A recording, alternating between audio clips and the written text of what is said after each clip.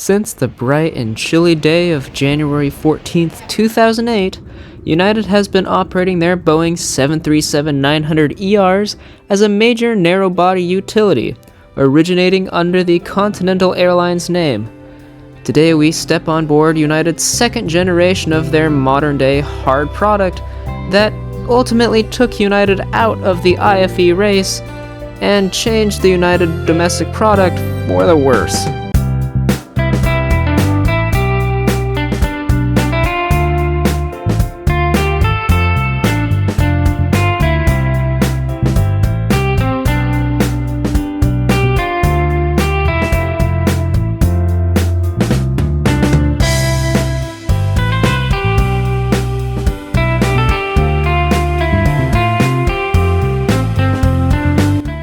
Welcome to what seems to have become a semi-familiar sight on the channel, Vancouver International Airport.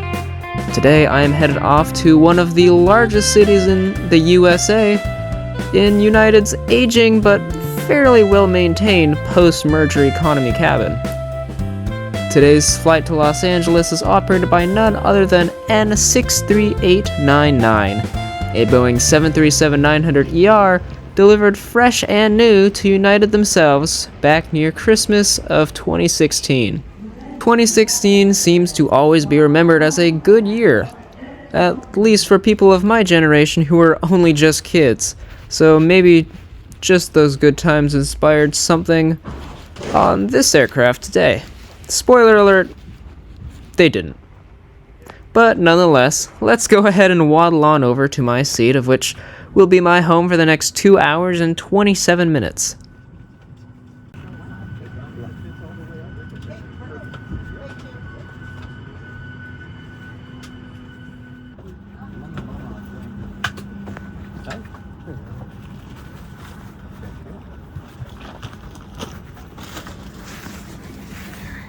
With an unimpressive 31 inches of pitch and 17 inches of width, the seat always features some pretty underwhelming in-flight reads.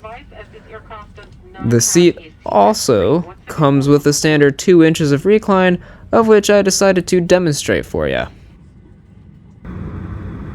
Once again, a pleasant good afternoon. My name is Sharon and I'm your person this afternoon's flight on behalf of Captain Stephen and First Officer Buckshot. I'm happy to welcome you aboard. Our flight time to Los Angeles is going to be 2 hours and 32 minutes.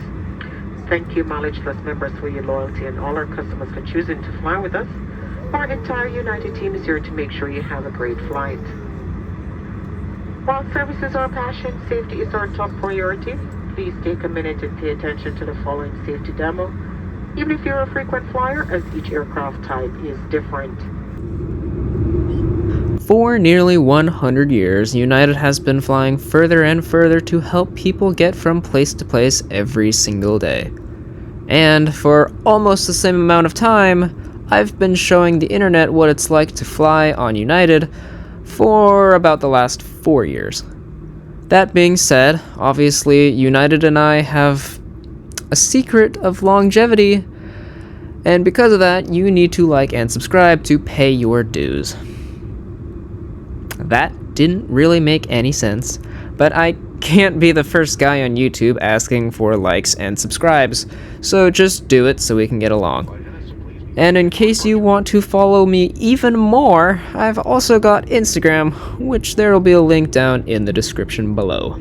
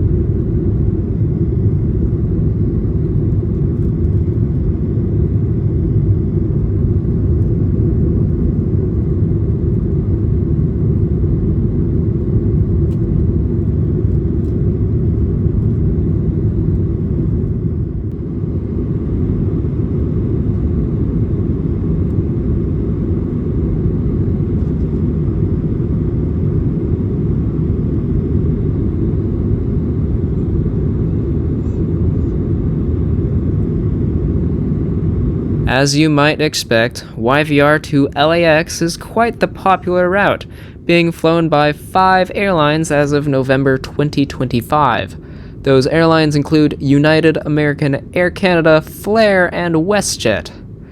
The route remains one of Vancouver's busiest narrowbody and transborder routes, especially throughout 2024. By the time you might be watching this video, all of what I said may or may not be any bit valid anymore, but at least you can say you learned something today. And on the topic of learning things, let's learn about the service offerings on today's flight. United's kind and professional flight attendants came through offering a small selection of snacks, of which I went with the pretzel mix and a world favorite drink, water. Yes, United does offer an extensive line of free beverages including coffee, tea, juices, Coca-Cola products, and even some paid alcohol concoctions for those looking to forget this experience entirely. United does offer snack boxes on flights scheduled over 2 hours, however I opted out of that because I'm a broke dude who spends his money flying mediocre airlines and getting stuck in airports. On the bright side, United does have mood lighting on the flight, which makes it feel as if you are actually flying in the bright blue sky.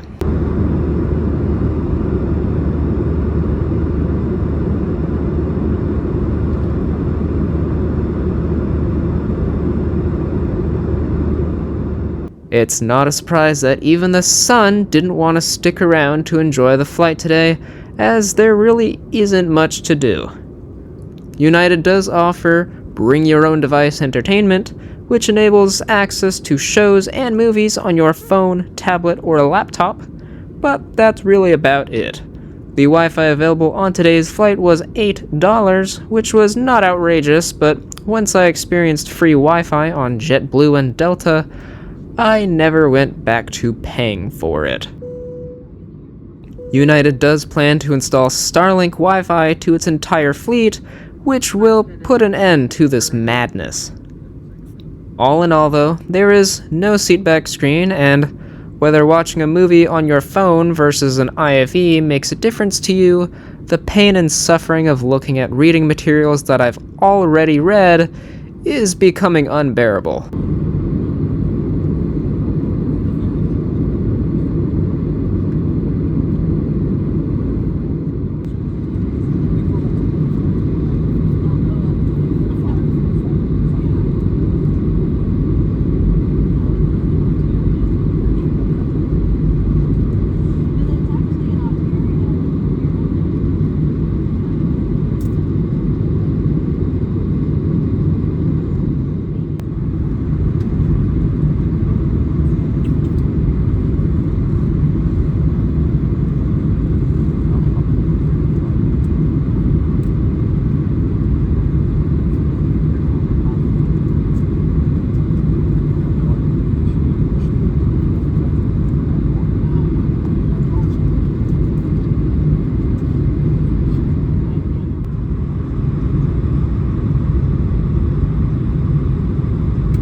So United treated me pretty well tonight.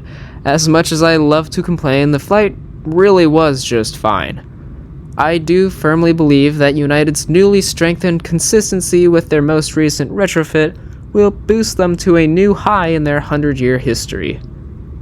It's getting close to touching down and saying goodnight, so why don't you and I just sit back and look at the incredible, vast cityscape that is the LA metro area.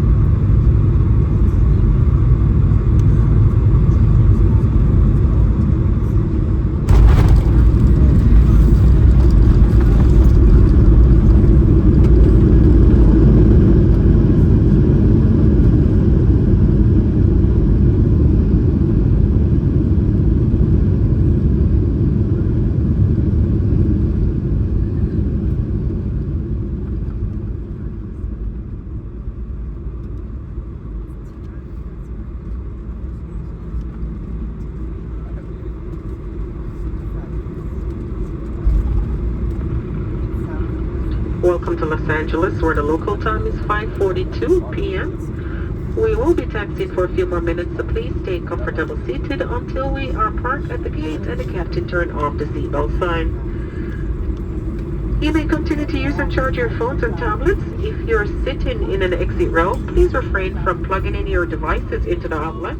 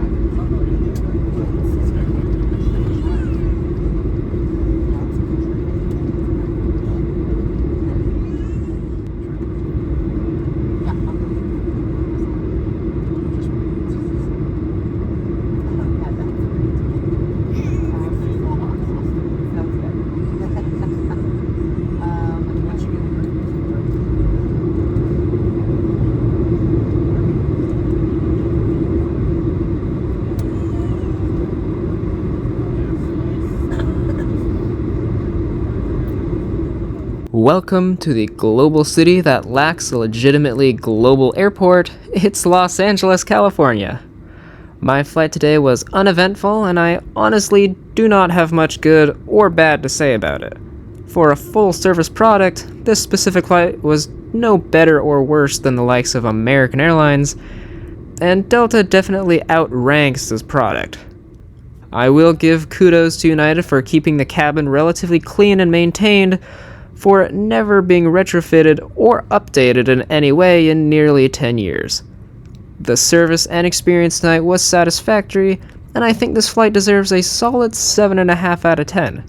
I definitely think Air Canada might take the cake on the hard product for this specific route this time. However, United does have a variety of different narrow-body cabins that they rotate on this route. By the time you are seeing this, the odds of this product even still flying might be extremely low. But in the end, these are my thoughts, and I'd like to thank you all so much for tuning in. And be sure to like and subscribe, and join me next time for a brand new episode of Burning Miles.